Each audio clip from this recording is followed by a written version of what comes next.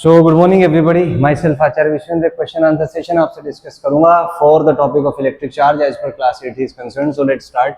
बेटे पहला क्वेश्चन, ऐसा unit of charge is coulomb. Coulomb coulomb कहते हैं वैसे इसको, C coulomb coulomb whatever you say pronounce it.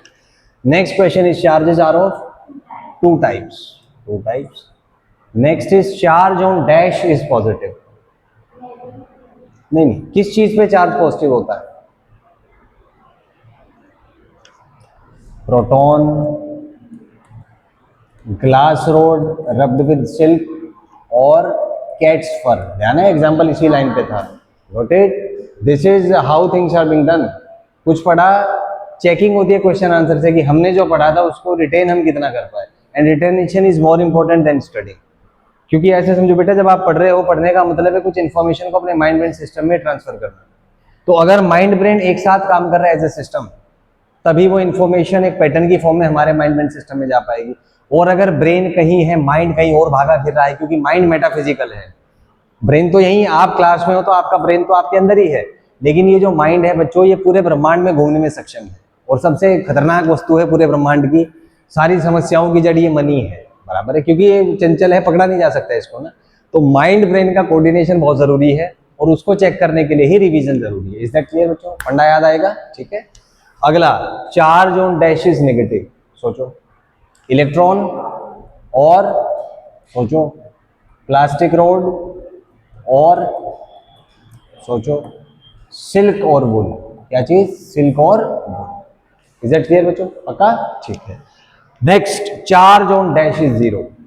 किस चीज पे चार्ज जीरो होता है? एटम पे जीरो होता है, न्यूट्रॉन पे जीरो होता है। देख रहे हो, मैंने जो ये क्वेश्चंस मैंने चेंज कर दिए ताकि आप उसको एक्सेस कर पाए।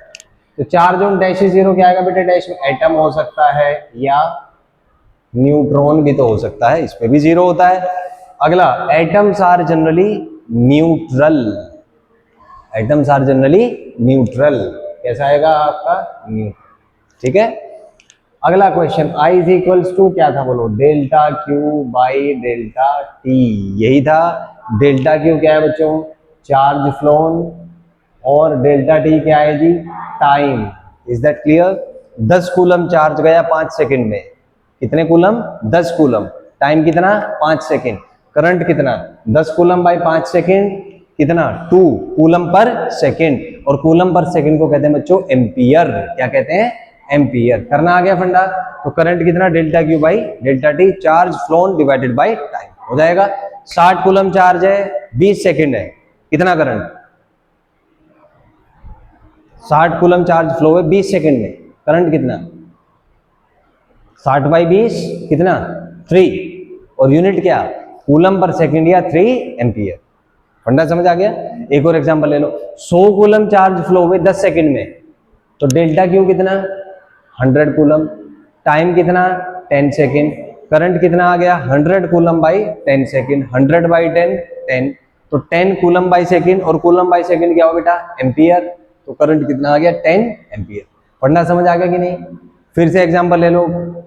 मान लो चार्ज है 200 कूलम का। कितने का? 200 कूलम।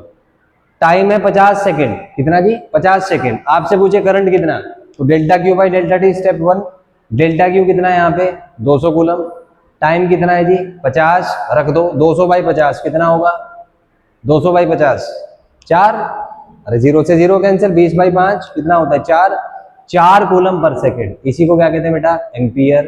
तो करंट कितना आ गया? 4 ampere. Is that clear? Current कितना आ गया? 4 एम्पियर। हो जाएगा, बड़ी बात नहीं है, आसान है। चार्ज को टाइम से डिवाइड कर दीजिए, दैट इज ऑल।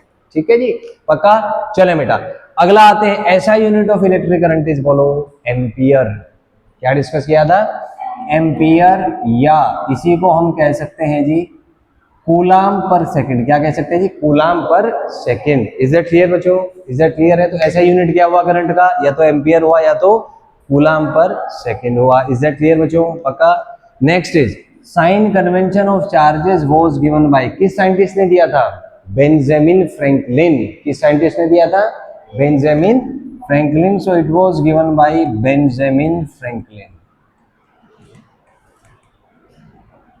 उसके बाद next, Thales of Miletus was a, कौन से कंट्री के साइंटिस्ट थे? ग्रीक के। He was a Greek scientist. कौन से साइंटिस्ट थे बेटे? Greek scientist.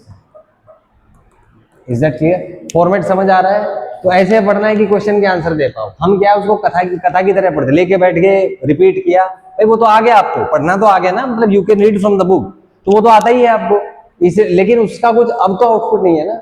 अब सोचो कि इसमें क्वेश्चंस कैसे आएंगे, तो थोड़ा सा अपने स्टडी पैटर्न को आप चेंज करें। वो जो आप रीडिंग करते हैं जूनियर क्लासेस में ठीक है, क्योंकि बच्चों को पढ़ना नहीं आता, जोड़ जोड़ के वर्ड्स ना पढ़ना सीखते हैं, वो काम आ गया है आपको, इसलिए वो आसान लगता है। लेकिन बेटा उसको आगे सोचो, उसका ऐसे यूज नहीं है।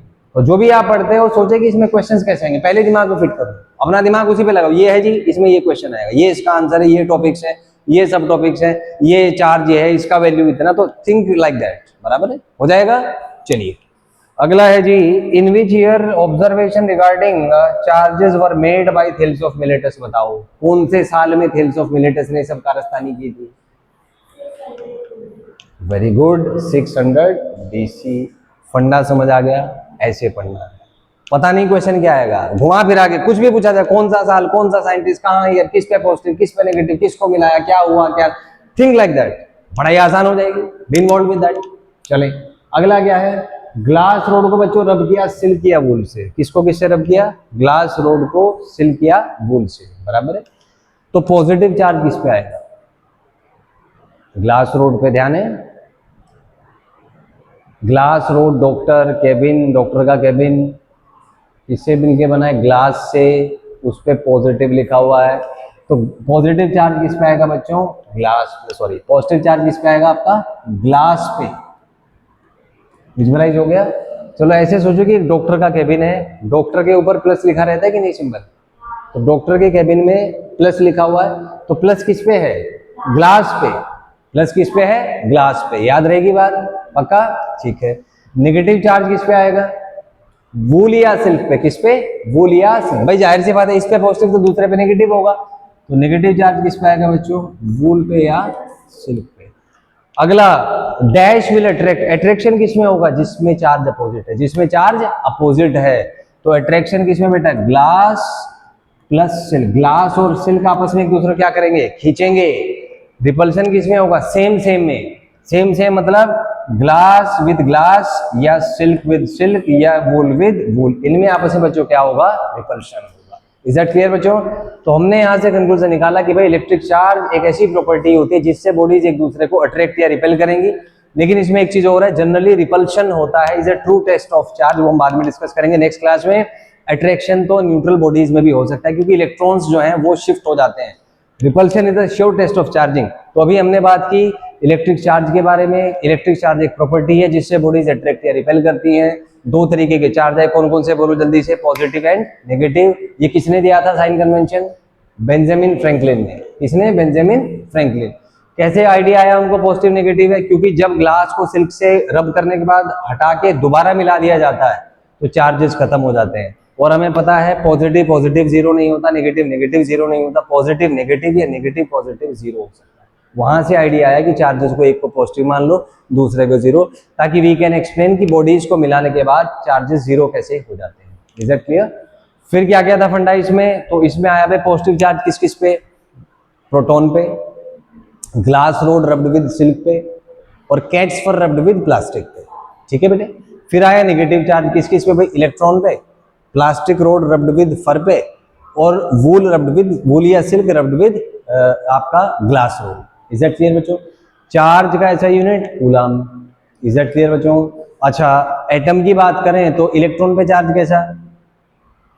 इलेक्ट्रॉन पे चार्ज नेगेटिव, प्रोटॉन पे पॉजिटिव, न्यूट्रॉन पे न्यूट्रल, चार्जलेस होता है। न्यूट्रल कौन कौन होता है? Atoms are neutral, neutrons are neutral. Is that clear बच्चों? फिर आएगा आई का फॉर्मूला क्या था? Delta Q by delta T. बात फिट हुई कि नहीं दिमाग में?